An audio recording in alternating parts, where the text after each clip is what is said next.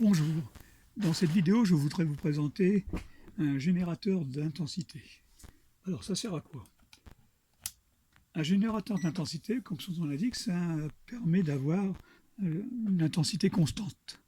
Donc on va décider par un petit circuit annexe à l'entrée de l'alimentation, on va décider si on souhaite que dans le circuit circule par exemple 10 milliampères, quel que soit l'élément que l'on mette aux bornes, que ce soit une LED, un court-circuit, on va vérifier tout ça. Et pour ça, on a un petit composant, un LM317, qui permet donc de fournir un courant qui sera fonction d'une résistance aux bornes de son circuit. Alors, je m'explique.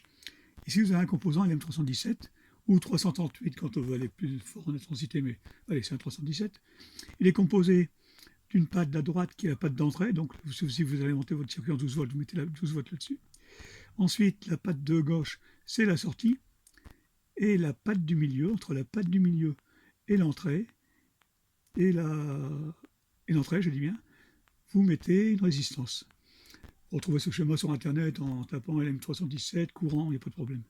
Donc à partir de là, je mets une résistance entre ces deux points, et la formule magique, c'est 1,25 volts, c'est constant dans ce composant, divisé par la résistance. Alors si je fais 1,25 que je divise par 100, eh bien je vais avoir 12 millivolts dans le circuit.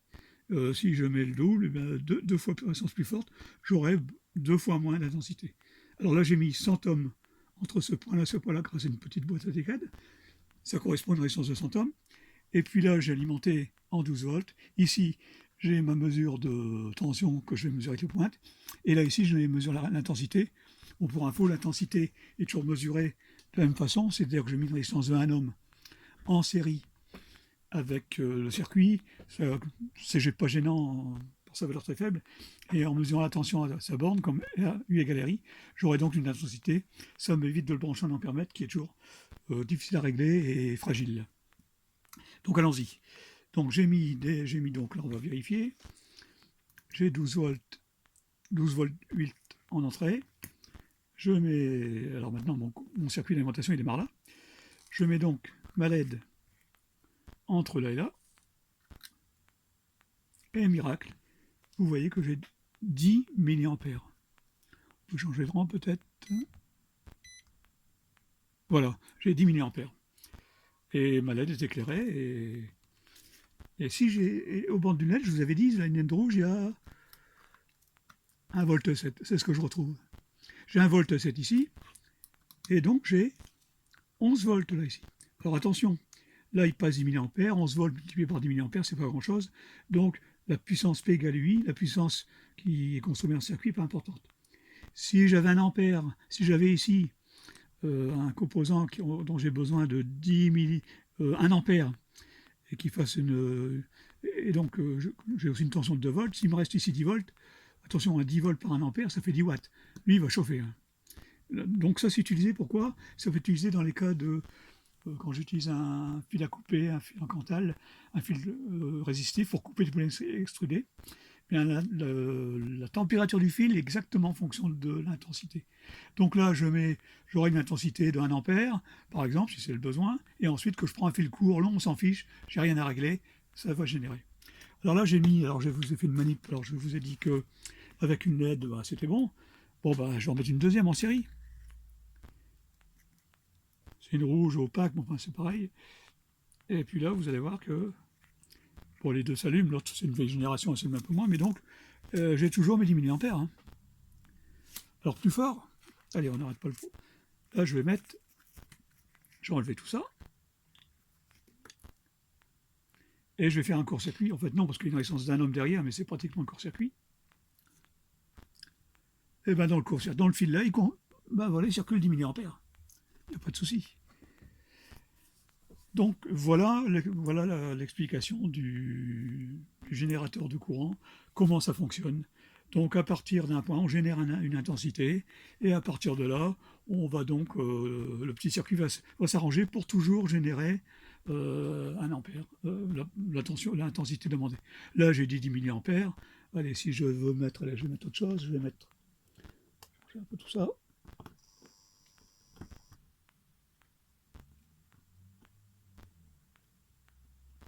Oh, bah là, j'ai mis Bon, j'ai mis en court-circuit, donc c'est pas bien parce qu'il va dépasser l'intensité, voilà.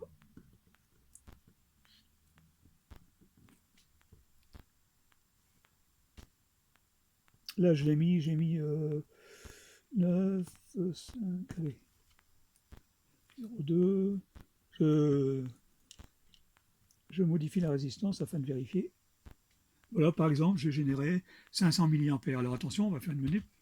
On va mesurer la tension aux bornes du régulateur. J'ai 11 volts avec un 0,5, ça fait 6 watts. Ouais. Et lui, je dois chauffer. Hein. On va vérifier.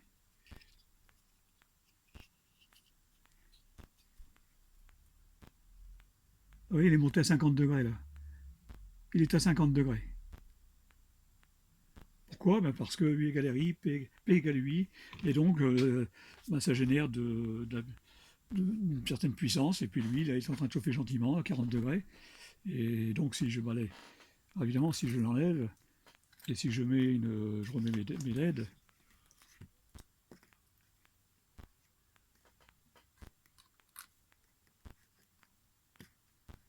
alors attention, je ne vais pas me tromper, parce que là, si je mets la LED et que je lui envoie 500 milli, il ne va pas aimer.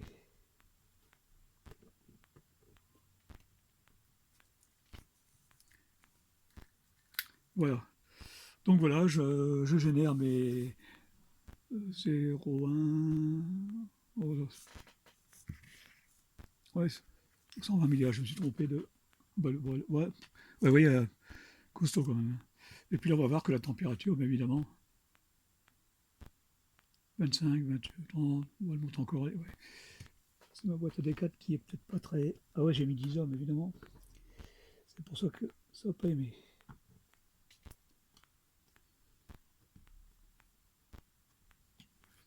Là, j'ai remis 100 ohms. Mais évidemment, mes LED n'ont pas aimé, donc là, il s'est passé un petit problème. Les LED ont cramé parce que j'ai mis trop d'intensité. Enfin voilà, le but, c'est pas grave. Hein. Le but, c'est voir que là, maintenant, évidemment, la température, elle est tombée à 20 degrés, elle descend. Hein. Elle est retombée parce qu'évidemment, ça ne consomme plus rien. Ok. Eh bien, écoutez, merci de votre attention et puis à une prochaine fois, j'espère.